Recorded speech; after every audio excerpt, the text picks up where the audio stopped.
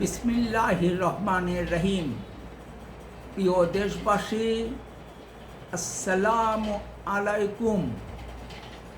2003 সালে ইতালির প্রধানমন্ত্রী সিলভিও বার্লুস্কোনির সরকারের উদ্যোগে সেনেটে সংবিধান সংশোধন বিল উত্থাপন করা হয়।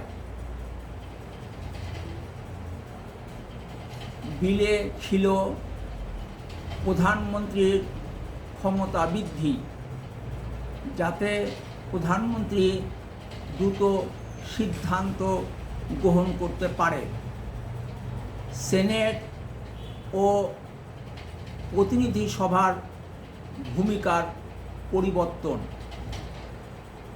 আর অঞ্চলগুলির আইন প্রণয়ন ও বাস্তবায়ন ক্ষমতা বৃদ্ধি,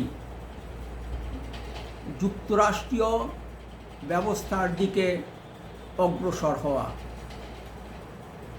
2004 সালের 25 মার্চ সেনেটে প্রথমবার প্রস্তাবটি পূর্ণ সংখ্যাগরিষ্ঠতায়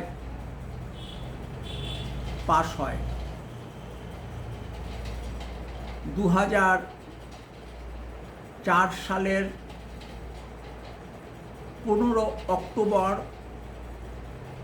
প্রতিনিধি সভায় প্রথমবার প্রস্তাবটি পূর্ণ সংখ্যাগরিষ্ঠতায় পাশ হয়।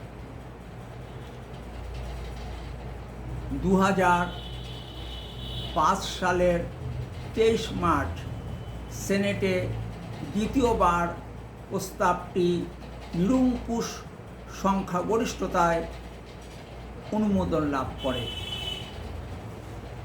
2005 সালের 19 অক্টোবর প্রতিনিধি সভায় দ্বিতীয়বার প্রস্তাবটি নিরঙ্কুশ সংখ্যাগরিষ্ঠতায় অনুমোদন লাভ করে। কোনো পক্ষে 2/3 সংখ্যাগরিষ্ঠতা পায়নি। তাই ইতালির সংবিধানের 138 অনুচ্ছেদ অনুযায়ী প্রস্তাবটি গণভোটের জন্য উপস্থাপন করা হয়।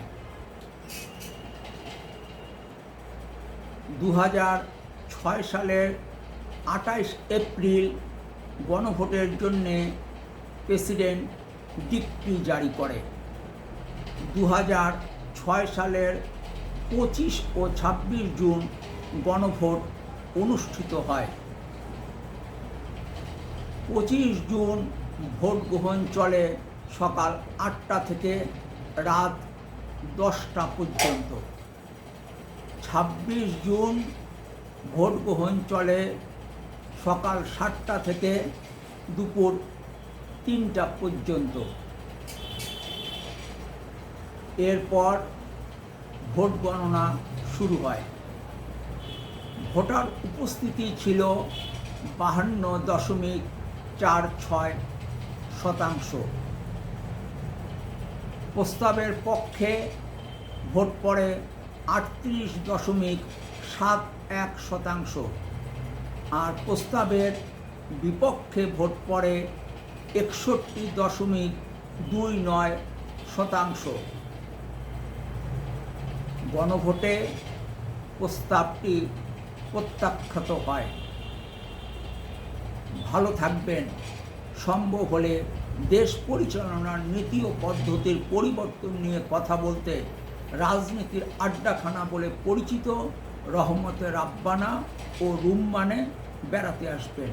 ফিয়ামানিল্লাহ। আল্লাহ হাফেজ। বাংলাদেশ জিন্দাবাদ।